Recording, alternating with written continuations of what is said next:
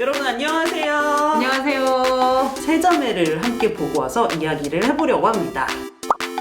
핫한 영화죠. 그쵸? 저희가 개봉한 지 3일 만에 보고 왔습니다. 내가 죽던 날 영화랑 똑같이 극장에 갔는데 그때보단 사람 좀 많았잖아요. 한 그쵸? 10명 정도 있었으니까 다 여자야. 다 여자야. 다 여잔데 그때보다 연령대가 좀 높았어요. 맞아요. 50대 후반 맞아요. 여성들이 되게 많이 와서 딱 어. 보면 이제 30대에서 50대까지 여성들이라면 100% 공감할 만한 그런 영화구나. 그쵸. 이런 게 극장 관객에서 드러났습니다. 제목이 세자매잖아요. 실제로 세 자매가 등장합니다. 희숙, 미연, 미옥 이렇게 세 자매가 등장하고요. 이 사람들이 이제 고향을 떠나서 결혼을 해가지고 각자 흩어져서 살면서 여러 가지 우여곡절을 겪는데 아버지 생신날 고향으로 다 같이 돌아와요. 그러면서 이제 이 과정에서 벌어지는 여러 가지 일들을 다루는 영화인데요. 그러니까 이제 이게 자매잖아요. 그러니까 자매들 간의 관계, 가족들 간의 관계 이런 얘기가 주요 핵심 소재 또 주제랑 연결되는 이야기입니다. 그래서 아버지의 생일을 가기 위해서 앞에 얘기가 쫙 이제 펼쳐지는 거죠. 그냥 세 자매의 어느 한 일상? 그러니까 이 사람이 어렸을 때부터 어떻게 쭉 자랐다 이런 그쵸? 드라마나 이렇게 설명해 주는 건 아니에요. 아니에요. 그러니까 되게 누군가의 집을 내가 엿보고 있다 이런 느낌이 되게 보여주고 그 세 자매의 며칠을 보여주면서 그 사람들이 어떤 삶을 살아왔고 어떻게 했을지. 이 영화를 한마디로 딱 짚어서 심파가 아닌데 심파 같은 영화. 오. 그런 거 있잖아요. 대한민국 영화는 대부분 이제 심파잖아요. 그렇죠.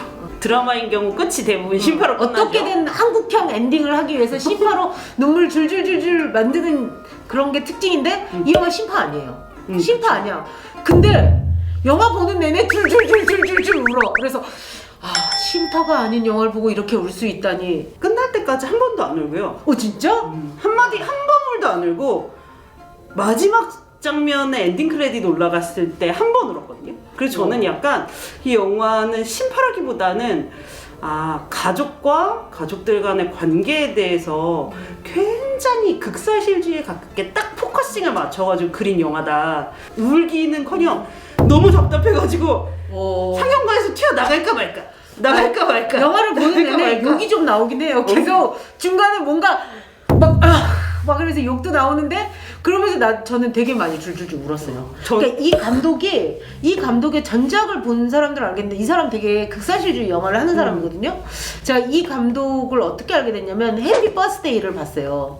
진짜요? 해피 벌스데이가 아니라 해피 버스데이를 버스데이요. 봤는데 와, 뭐 요즘에 이런 감독이 왜 있지? 90년대에 나왔으면 예술 감독이라고 추앙받았을 텐데 요즘 세상에 왜 이렇게 불편한 영화를 만들어서 왜 이렇게 힘들게 하지? 근데 그것도 똑같이 그 영화도 똑같이 가족에 대한 얘기고 맞아요. 생일을 기점으로 해요. 근데 그 영화는 좀 불편하게 그렇게 끝났다면 이거는 그런 건 아닌 것 같아요. 이건 훨씬 대중적으로 된 부인이 김선영 여기 출연하고 있는 김선영 배우의 부인이에요. 이승원 감독. 아니 남편이지. 네, 남편이에요. 갑자기 네, 가무적인 시대를 살다가 남편이 이제 부인과 문소리랑 이렇게 영화를 하면서 문소리가 되게 많이 제작자니까 참여를 했다고 했죠. 하더라고요. 그래서 대중적으로 더 공감할 수 있는 내용으로 변화된 게 아닐까 싶더라고요. 그러니까 기본적으로 가족에 대한 현실, 대한민국 사회에서 가족이란 무엇인가를 보여주는 그런 영화예요.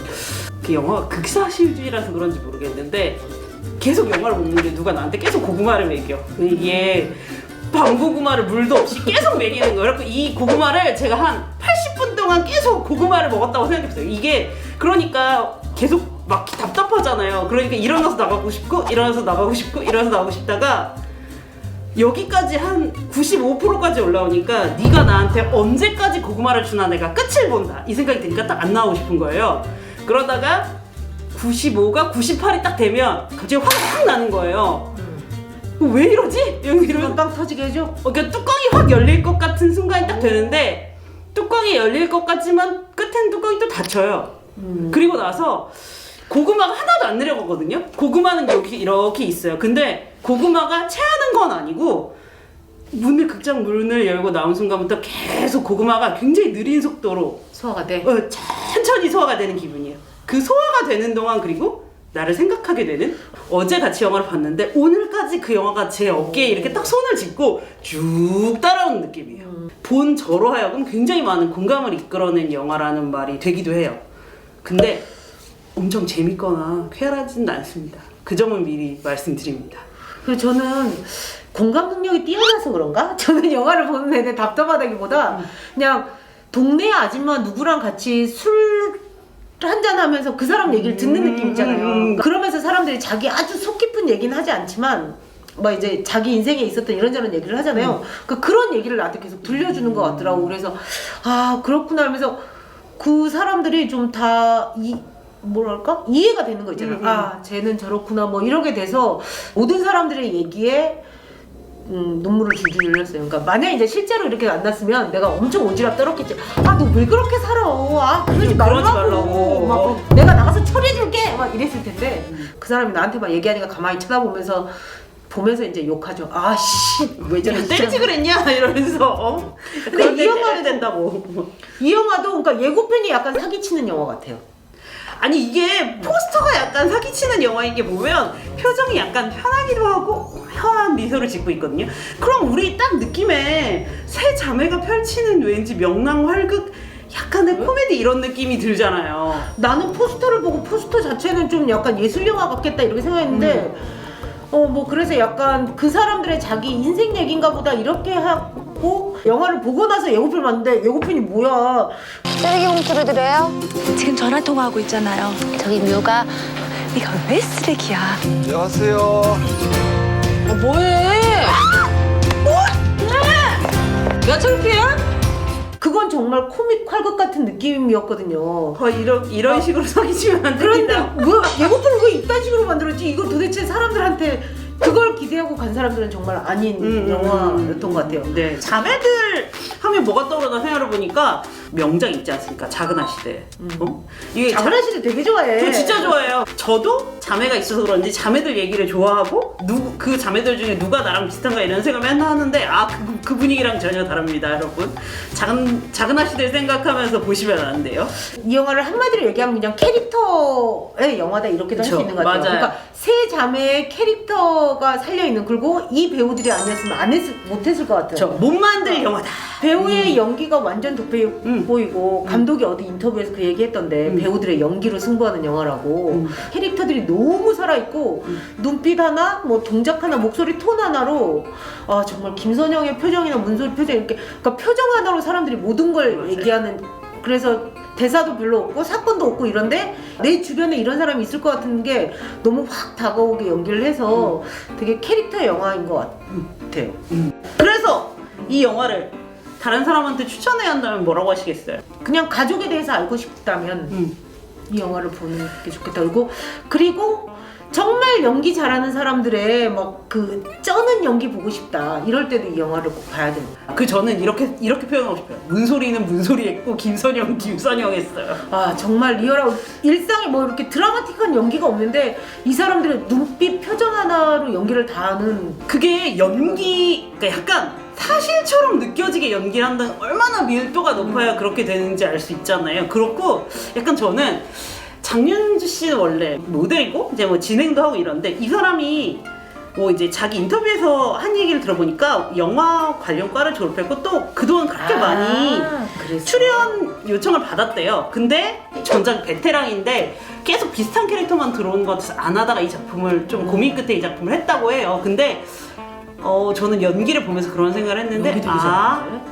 이제 한국 배우들 리스트에 장윤주를 추가해도 되겠구나. 그래서 특별 출연이나 카메오가 아니라 그냥 배우 한 사람으로서 이 사람의 주연급 연기가 해도 될 정도로 기대가 된다 이런 생각이 들어서 만약에 이 여배우들의 훌륭한 연기가 꼭 보고 싶으시다고 하면 극장에 오셔서 이 영화를 봐도 될 것 같아요. 그리고 한 가지 더 저는 첨언하고 싶은 거는 훌륭한 여성 배우들이 나오고 또 자매들 이야기긴 하지만 꼭 여성 서사로 국한할 필요는 없는 것 같아요. 그지 형제들 간에도 똑같은 맞아요. 그러니까 가족의 문제라면 그리고 저는 이제 이 영화를 보면서 이 사람들하고 나는 무슨 차이인가 이렇게 생각해 봤는데 그러니까 쌓인 거를 어떻게 풀어내느냐가 되게 중요한 것 같아요. 맞아요. 저는 이제 세 자매는 그 누구하고도 그걸 공유하지 않고 혼자 괜찮은 척 하면서 자기를 이렇게 뭔가를 씌워가지고 상처를 덮었잖아요.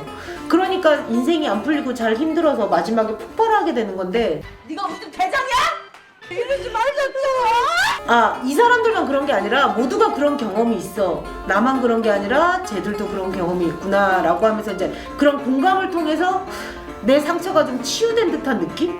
그러니까 이게 치유계 영화는 아니지만 그쵸. 어. 치유계나 힐링계 아니에요. 그 전혀 치유계 힐링계는 아니라는 근데 거. 그런 치유되는 느낌이 있어. 그러니까 공감을 통해서 나만 조금 힘든 게 아니고? 공감을 통해서 약간 마음의 이해나 뭐랄까 안정 이런 그런 마음을 주기는 저런 합니다. 상태면 쟤는 그럴 수 저렇겠지. 있지. 나도 그럴 수 그렇게 있지. 됐어. 이렇게 내가 돼요. 그랬어. 내 잘못이 아니야. 그래서 되게 힐링이 됐어요. 그래서 미안해라는 말을 꼭 해야 되겠다.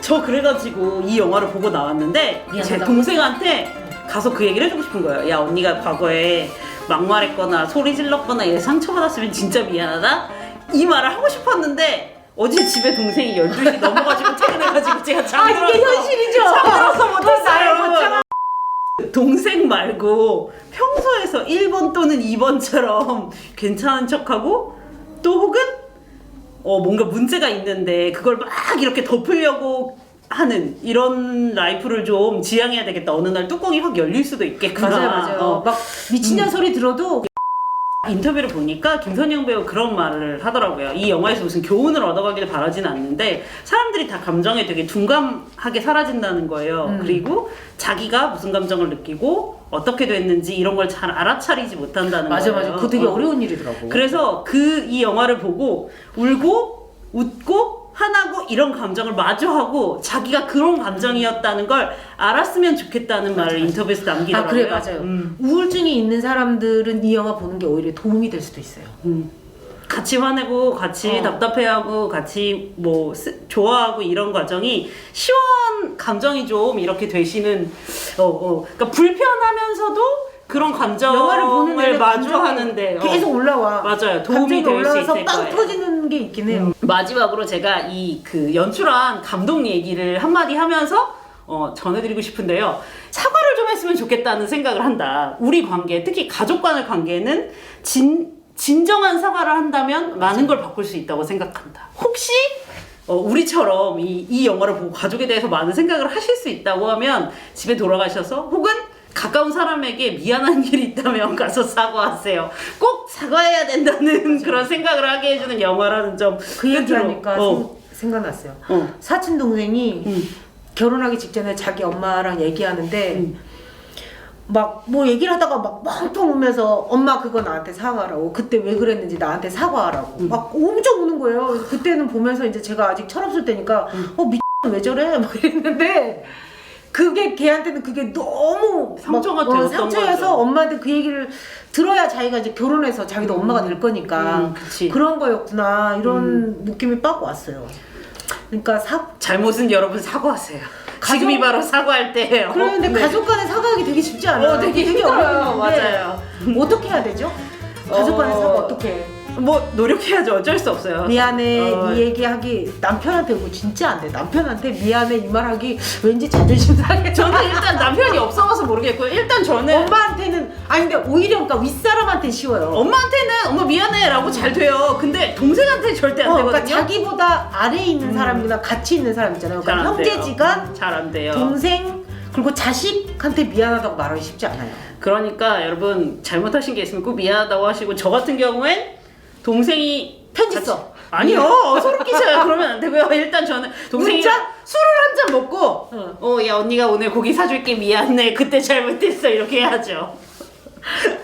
미안하다는 말하기. 이거를 오늘의 가져오는 결론은 미안하다는 말하기입니다. 그게 아무튼 가져오는 결과가 엄청 아름답고 많은 것을 바꾼다는 걸 함께 이야기하고 싶네요. 네, 오늘 그 영화 세자매를 같이 본 얘기를 해봤고요. 가족끼리 같이 가서 보기엔 너무 불편하지 않아요? 아니야. 가족은 아니고요.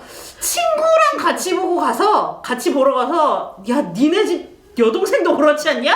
이런 대화를 주고받으시면 지금은 이제 코로나 시국이니까 다 혼자 보러 가지고 그렇긴 넷플릭스에서 하지. 곧 될 거라고 뭐 얘기하는데. 네, 아무튼 곧 그 뭐 IPTV 같은데 풀리시면은 같이 보셔도 좋고 같이 뭐 가까운 친구나 이런 같이 이 영화는 보시고 혼자 보는 나누시기 게 제일 바랍니다. 좋다고 생각해요. 그러긴 합니다. 밤에 혼자 보면 아 헤어나오지 못하면 잠 못 자요. 괴로워요. 아, 그래요? 아 네. 그건 아니고 아무튼 난 돌아설 때 그냥 다 잊었는데. 전 너무 괴로워가지고 여태 괴롭기 때문에 아무튼 꼭 뭐 극장을 찾아서 홀로라도 보시기를 추천드립니다. 여러분 그러면은 다음 주에 또 만나도록 합시다. 여러분 안녕.